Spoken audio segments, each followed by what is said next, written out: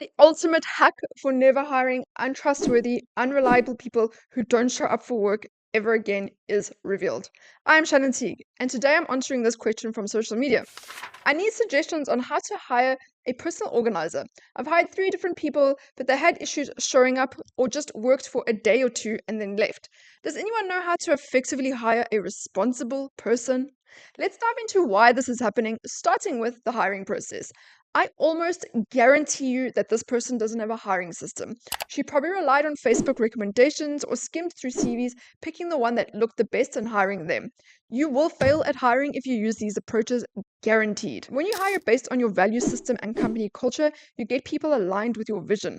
Make your hiring process a challenge because that will filter out lazy, unreliable people early on. Also, did she hire the right skills and job title? I think she needed someone in an admin role. Not sure what a personal organizer is, but I might be wrong. Now let's talk about what's happening in the business. If multiple hires come for a day or two and then disappear, the business might be so disorganized that they didn't return, or her management style was, I hired you for the skills, so just figure it out.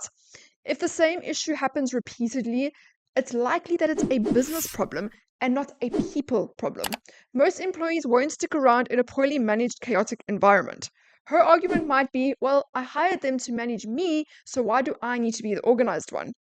But people need structure to manage you effectively. They need to understand how your business operates and what you need help with before they can take over and actually help you. So, my response is if you've hired 3 people with the same results, look internally. Without solid foundations, new hires will leave for more organized environments. So here's the solution. 1, shape your company culture. 2, get the job title right and understand what you are handing over. 3, create systems and processes, map out the role, and make how-to manuals.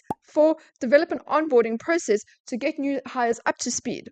Do the groundwork and try again.